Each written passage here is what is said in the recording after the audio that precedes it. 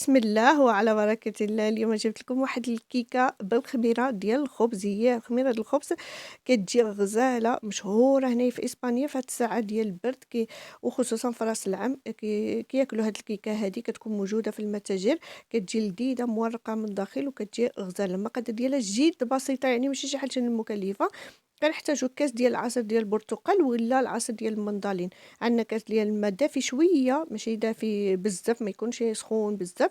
معاه ملعقه كبيره ديال الخميره ديال الخبز. كندوبوها في ديك الماء وكنكبوا السوائل هي الاولى، عاد كندوزو للنواشف. بحال اللي قلت لكم المقادير ديالها جد بسيطه، يعني مستحيل يكون هادشي ما عندكمش في الدار. ساهلة ماهلة، لا زبدة لا والو. هنايا عندنا نُص كاس ديال الزيت النباتية، نفس الكاس اللي عبرت به الما وعصير ديال البرتقال باش نعبر به السكر والزيت. وعندنا هنايا المبشور ديال ديك البرتقالات اللي عصرت، كنبشرهم القشور ديالهم، وإذا عملتو الليمون تعملوا ببشور الليمون اللي بغيتو. نتوما المذاق كيبقى داك الشيء على حسب الذوق ديالكم المتوفر في البيت. يعني حتى وإذا كان عندكم عصير ديال الليمون هكذا معصر اللي كيجي جاهز في العلب، تقدروا تعملوا واحد الكاس ديالو. هنا عندي واحد البيضة كاملة بالصفار ديالها بكلشي، يعني كنحتاجوا فيها بيضة واحدة فقط. هاد داكشي قلت لكم مقادير جد سهلة، يعني بسيطة جدًا. أنا كاتبه لكم هنا وفي صندوق الوصف باش يبقاو لكم. نُص كاس ديال السكر كذلك، نفس الكاس اللي عبرنا به كلشي باش نعبروا به اللي باقي. ما كتجيش حلوة بزاف لأن من بعد نعملوا لا كونفيتور، يعني تزيد تحلى. غنخلطوا مزيان ديك اللي قلت لكم السوائل، وندوزو نعملوا النواشف. يعني اللي غيبقى لنا دابا هو الدقيق فقط. هادو هما المقادير ديال هاد الكيكه. كتجي طالعه وكتجي غزاله، كتخليوها فقط تخمر وكتجي كتحمق. نتوما تشوفوا النتيجه ديالها في النهايه. كنخلطوا بحال اللي قلت لكم السوائل كاملة، وندوزو نضيفو الطحين. بالنسبة للدقيق رانا عملت 5 ديال الكيسان الدقيق، نفس الكيسان اللي عبرت بهم السوائل هما اللي باش نعبر بهم الدقيق. غنعملو 5 بالتدريج، شوية بشوية. ما نساوش قبيصة الملح ضروري منا. ملي باش نخلطو الكل جيدًا غنبقى نضيف الدقيق شوية بشوية بحال اللي قلت لكم إلا حتى ت تجمع لي العجين. بالنسبة إلا ما عندكمش العجانة يمكن لكم تعجنوها بيدكم ولا بديك الضرب اليدوي، على حسب شنو متوفر عندكم. أنا عملتها في العجانة هنايا طلعت غزالة، جات مفشفشة ومورقة كتحمق. غنبقى نضيف الدقيق بحال اللي قلت لكم شوية بشوية إلا حتى تجمع، ومن بعد باش نطفي عليها ونخليها تختمر تضاعف الحجم ديالها. هانتوما تشوفوا العجين من بعد ملي يرتاح كيفاش باش يجي عجين ناجح. تقدروا تعدلوا به بزاف الحاجات، حتى ديك ميني همبرغر ستيتوين كيجيو بحال بريوش ستيتوين، تعمروهم بالشوكولا. تقدروا تعملوا بزاف بهذا العجين لانه فعلا ناجح. شوفوا كيفاش ملي خليته يختمر اكثر من ساعه المكانه وهو هنا كيختمر. شوفوا كيفاش رجع غزال بزاف وكيجي ناجح وما كيلتصق لا في اليد لا والو، لان ما فيهاش الحليب. هذا معجون بالعصير ديال البرتقال. شوفوا كيفاش كيغطس يدي فيه وما لصق ما حتى شي حاجه. عجين ناجح 100%. دابا باش نهزو ونرش شويه ديال الدقيق في سطح العمل ونطلقوا مزيان. وديك الساعه نتا كندهنوا بالكونفيتور وشويه الزبده باش يجي مورق من دقيق. تقدروا ما تعملوش الزبده، تعملوا غير الكونفيتور، ولكن انا حبيت انني ندهنوا بشويه ديال الزبده وكونفيتور فوق منه، ونعملوا ديك الزبيب اللي باش نقعوه واحد شويه في الماء زهر. غادي نطلقوا العجين في سطح العمل بحال اللي كتشوفوا معايا، ماشي رقيق بزاف وماشي غليظ. باش نطلقوه واحد شويه هكذا، نحصلوا على واحد المربع كبير بحال اللي كتشوفوا معايا. من بعد ندهنوا بالزبده وندهنوا بالكونفيتور بحال اللي قلت لكم، ونرش له ديك الزبيب اللي عندي. نعمر الزبيب ضروري. انا عندي هذا بالعطم اللي كيجي بالعطم وكيجي صفار.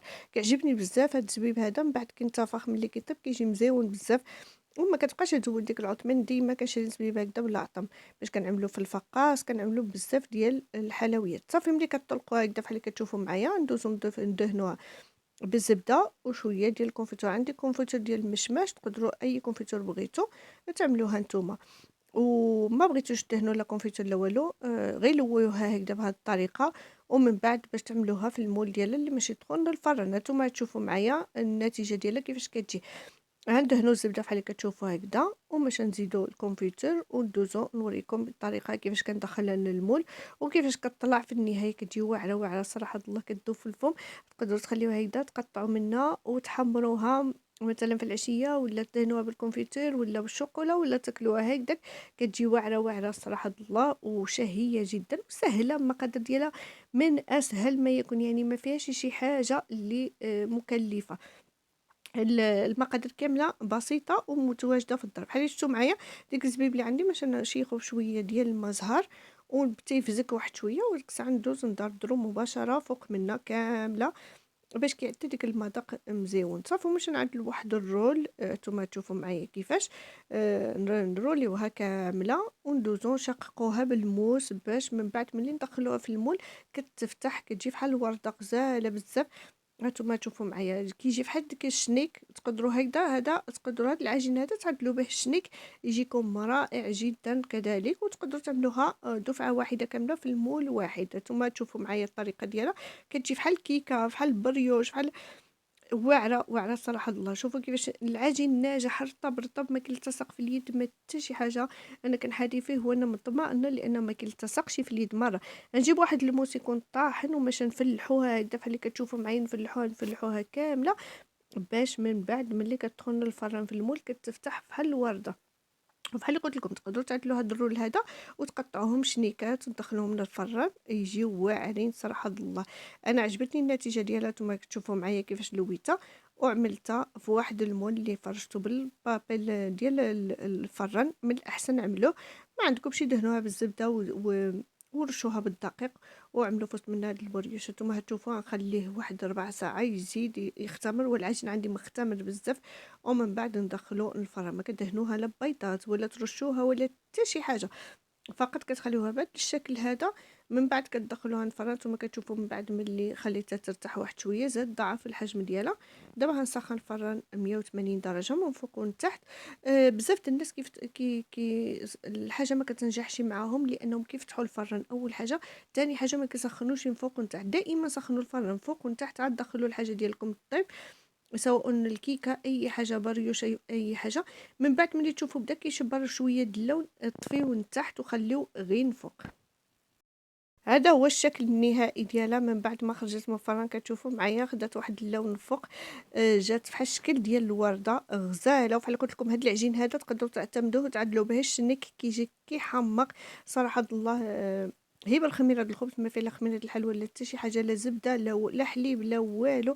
كتجي رائعه جدا. من بعد كتقطعوها هكذا طريفات جات مورقه من داخل كتفتح كامله. انا ماشي نوريكم مع باقا سخونه وقطعتها مشكله. باقي يعني ماشي باقا ما برداتش، خصها تبرد مزيان باش ما تجيش معجنه.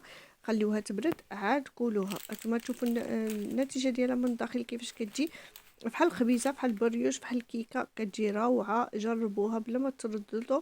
انا عجبتني النتيجه ديالها صراحه الله. بحال قلت لكم انا جيت كنقطع معكم هي باقا سخونه. نتوما خليوها حتى تبرد وقدموها بالصحه والهنا. شوفوا كيفاش كتجي من الداخل كتجي روعه. ديك الزبيب من بعد ملي كتفتحوها كيجيو مورقين، كيجي داك الزبيب في وسط منا كيجي رائع جدا. كنتمنى تعجبكم هاد الطريقه هذه وتجربوها وتردوا عليا الخبر. وبحال اللي قلت لكم هاد العجين هذا تقدروا تعتمدوه بزاف ديال الوصفات.